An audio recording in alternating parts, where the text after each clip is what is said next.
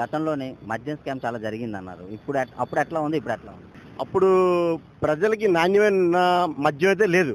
Rate భారీగా పెంచుకొని వాళ్ళు పర్సనల్ ఫ్యాక్టరీలను పెట్టించుకొని నిక్కరు బ్రాండ్లు చూపించి మనుషులు చాలా ఇబ్బంది పట్టి లోటు బాగా లేబర్కి అయితే విపరీతంగా అతనికి వాళ్ళకి అందే నిక్కరు కూడా నాణ్యమైన నిక్కరు ఒక ఎన్నో మంది కాళ్ళు పడిపోయి చనిపోయి ఎన్నో గత ప్రభుత్వాలు జరిగాయి. ఇప్పుడైతే ఆ ప్రాబ్లం లేదు. వాళ్ళకి స్వార్థంతో లేకుండా మనుషులు ఏ ప్రభుత్వం ఉన్నప్పుడు నాకు అనవసరం, షాప్కి వెళ్తే నాకు అనుకూల బ్రాండ్ దొరుకుతుంది, నేను సంతృప్తిగా ఉన్నాను అనే ఆలోచనలో ప్రజలు ఉన్నారు. అన్ని ఆన్‌లైన్ ట్రాన్సాక్షన్‌లు కూడా జరుగుతున్నాయి. గతంలో అవేమి ఉండేవి కాదు. డబ్బులు ఇస్తేనే మద్యం ఇచ్చేవారు. ఇప్పుడు అన్నీ ఇది పెట్టడం వల్ల మంచి గవర్నమెంట్‌కి అన్ని లాభాలు ఉన్నాయి. పక్కాగా. ఎందుకంటే ఇన్నాళ్ళ డైరెక్ట్ క్యాషే, ఓన్లీ క్యాష్. ఒక కార్డు కానీ ఒక ఫోన్పేలు కానీ అసలు బయోమెట్రిక్ ఏదీ లేదు. నిక్కర కుంభకోణం విపరీతం జరిగిందండి. విపరీతం రేట్లు పెంచుకొని దోచి డబ్బులు కట్టలు కట్టారు. ఫోన్ సంచులతో కట్టలు కట్టి తీసుకెళ్లారు. ఒక్క ఫోన్ పే కానీ డబ్బులు పనిచేసేది కాదు ఏదండి. ఇప్పుడు అలా కాదండి. మనకి అవైలబిలిటీ ఎలా కావాలి అలాగా. ప్రజలు సామాన్య మానవుడికి ఏ బ్రాండ్ కావాలన్నా, ఏ డబ్బులు కావాలన్నా, ఆ ఆరోగ్యాన్ని మంచి కొనుక్కోవాలన్నా కొనుక్కోగలడు.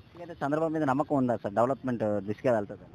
పక్కాగా చంద్రబాబు లోకేష్ కానీ బాగా కూటమి ప్రభుత్వం మేము హ్యాపీగా పోతున్నాం.